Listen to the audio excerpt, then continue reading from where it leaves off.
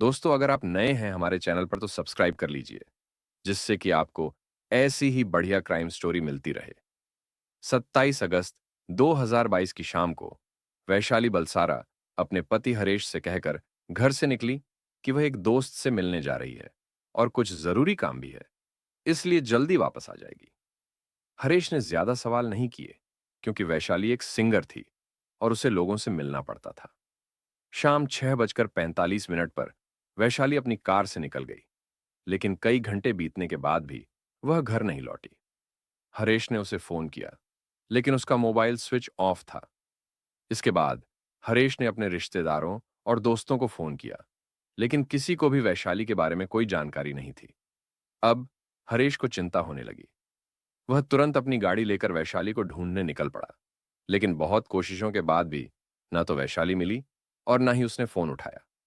हरेश ने सोचा कि शायद वह किसी जरूरी काम में फंसी हो और देर रात तक लौट आएगी। यही सोचकर वह घर आकर इंतजार करने लगा। रात भर इंतजार के बाद भी वैशाली नहीं लौटी। अगले दिन सुबह होते ही हरेश पुलिस स्टेशन पहुंचा और अपनी पत्नी की गुमशुदगी की रिपोर्ट दर्ज कराई। उधर वलसाड पुलिस भी तुरंत वैशाली की तलाश में जुट गई, लेकिन सुबह से शाम हो गई और पुलिस को भी वैशाली का कोई सुराग नहीं मिला। 28 अगस्त 2022 की शाम को वलसाड शहर के पर्डी इलाके में एक आदमी टहल रहा था। जब वह मेन रोड से हटकर दूसरी सड़क पर आया, तो उसने देखा कि नदी के किनारे एक गाड़ी लावारिस हालत में खड़ी थी। उसे शक हुआ, तो वह गाड़ी के पास गया और अंदर झांक कर देखा। यह नजारा देखकर वह घबरा गया, क्योंकि कार के अंदर एक लड़की की लाश पड़ी थी। उसने तुरंत पुलिस को फोन कर दिया। चूंकि यह इलाका पर्डी पुलिस के अंतर्गत आता था, इसलिए वलसाड पुलिस की टीम मौके पर पहुंची। कार और लाश की हालत देखकर पुलिस को समझ आ गया कि यह मर्डर का मामला है।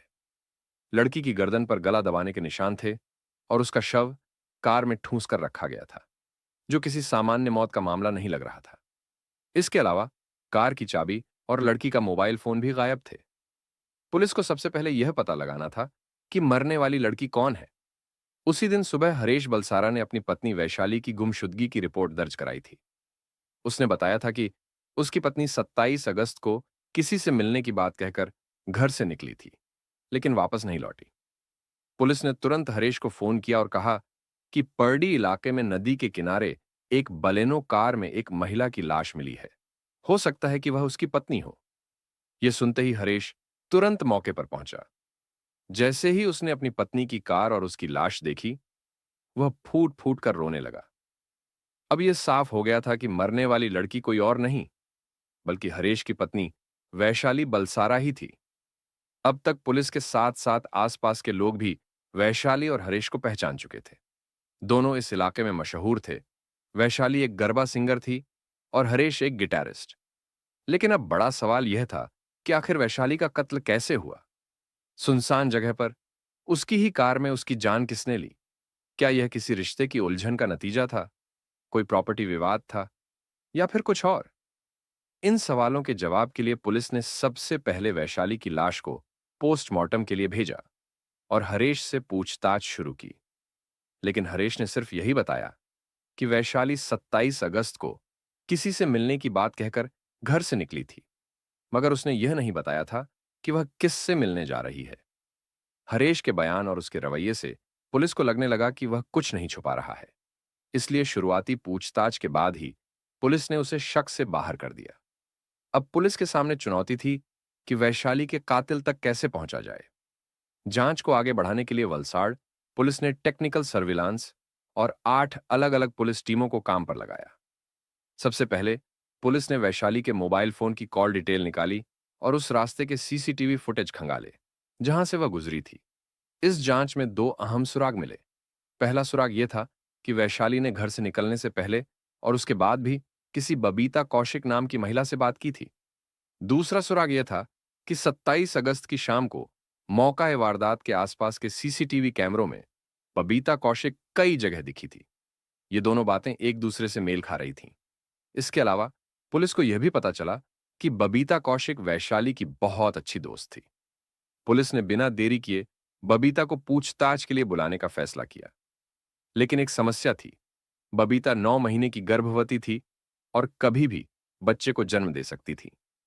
ऐसे में उससे सख्ती से पूछताछ करना सही नहीं था, क्योंकि इससे उसकी और उसके बच्चे की जान को खतरा हो सकता था। इसलिए पुलिस ने एक मेडिकल ऑफिसर की मौजूदगी में उससे सवाल जवाब शुरू किए। पुलिस को पहले ही मिले सबूतों और बबीता की बॉडी लैंग्वेज से शक हो रहा था कि वह इस कत्ल में किसी न किसी तरह शामिल है, लेकिन अभी सारी कड़ियां जोड़नी बाकी थीं। जैसे ही पुलिस ने उससे पूछताछ शुरू की, इस हत्या से जुड़े कई राज एक के बाद एक सामने आने लगे। पूछताछ के दौरान बबीता ने पहले तो यह मानने से इनकार कर दिया कि वह 27 अगस्त को पर्डी इलाके में गई थी, लेकिन जब पुलिस ने बताया कि उनके पास कई सीसीटीवी फुटेज हैं, तो बबीता को सच कबूल करना पड़ा। उसने माना कि वह शाम को पर्डी इलाके में गई थी और वहां अपनी दोस्त वैशाली से मिली थी। इसके बाद पुलिस ने बबीता को उसकी ही बातों में फंसाने के लिए एक चाल चली। उन्होंने उससे पूछा कि क्या उसने वैशाली को किसी और के साथ देखा था। बबीता ने तुरंत जवाब दिया कि हाँ, उस दिन वैशाली अपनी कार में 2 लोगों के साथ थी। यहीं पर पुलिस ने बबीता की सच्चाई परखने के लिए एक और तरीका अपनाया। उन्होंने जानबूझकर उसे एक ऐसे व्यक्ति की फोटो दिखाई जिसका इस मामले से कोई संबंध नहीं था। बबीता पहले से ही इस मामले से बचना चाहती थी, इसलिए उसने झूठ बोलते हुए कह दिया कि हाँ, उसने उस व्यक्ति को वैशाली के साथ देखा था। बस यहीं से पुलिस को यकीन हो गया कि बबीता झूठ बोल रही है। इसके बाद पुलिस ने उसे सच्चाई से सामना करवाया और बताया कि जिस व्यक्ति को वह वैशाली के साथ देखे जाने की बात कह रही थी, वह तो वैशाली को जानता तक नहीं था। अब बबीता के पास कोई रास्ता नहीं बचा और थोड़ी सख्ती के बाद उसने अपना जुर्म कबूल कर लिया। लेकिन सवाल यह था कि 9 महीने की गर्भवती बबीता, जो किसी भी दिन मां बनने वाली थी, आखिर क्यों अपनी ही दोस्त वैशाली की हत्या की साजिश रचने लगी? और अगर बबीता ने कत्ल की योजना बनाई थी, तो वह इसे अकेले अंजाम नहीं दे सकती थी। यानी इस हत्या में कोई और भी शामिल था। अब पुलिस के सामने अगली चुनौती यह थी कि वह दूसरा व्यक्ति कौन था। पुलिस ने अपनी जांच तेज कर दी और जल्द ही इस सवाल का जवाब भी मिल गया। इस घटना से करीब 1 साल पहले वैशाली और बबीता की मुलाकात एक फंक्शन में हुई थी। दोनों ने नंबर एक्सचेंज किए और फिर फोन पर बातें करने लगीं। धीरे धीरे उनकी दोस्ती गहरी हो गई। बबीता को जब भी पैसों की जरूरत पड़ती, वह वैशाली से मांग लेती और वैशाली बिना कोई सवाल किए उसे पैसे दे देती थी।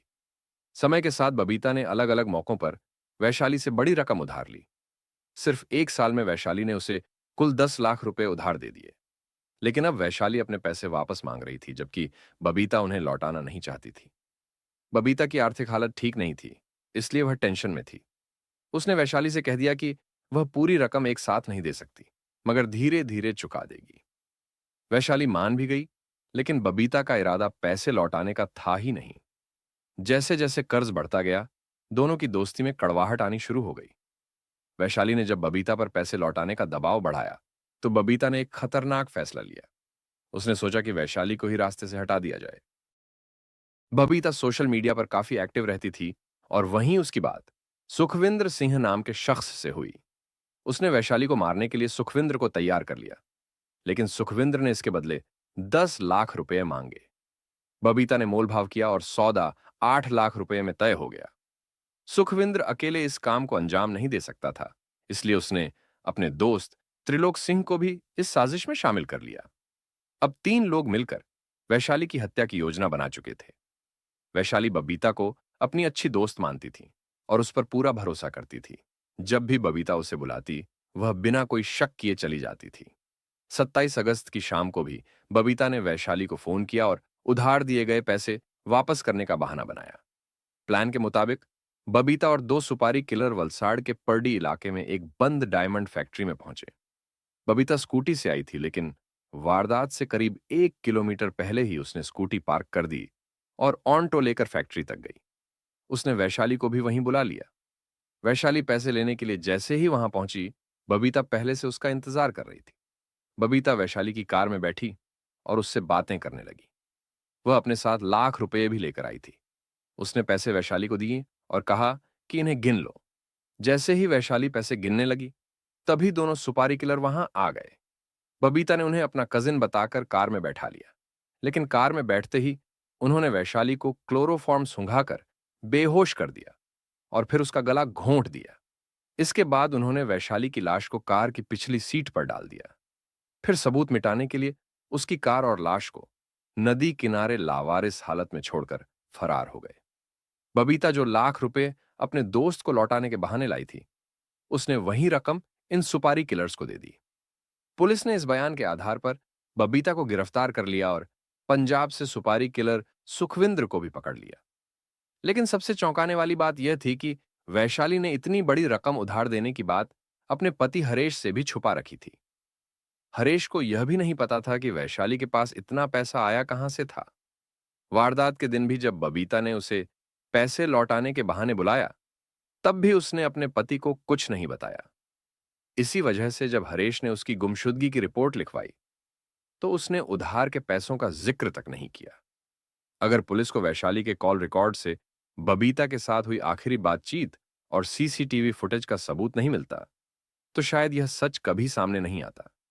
गर्भवती बबीता की इतनी भयानक साजिश और अपनी ही दोस्त के साथ गद्दारी की यह कहानी सुनकर पूरा गुजरात हैरान रह गया था।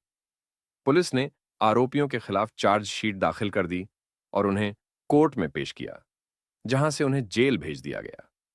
फिलहाल इस केस में सभी आरोपियों पर हत्या, साजिश रचने और सबूत मिटाने के आरोपों में कानूनी कार्रवाई जारी है।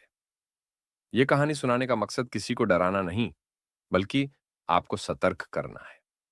दोस्ती और भरोसे के नाम पर कभी भी आंख मूंद कर किसी पर विश्वास न करें। इस घटना पर आपकी क्या राय है? कमेंट में जरूर बताएं।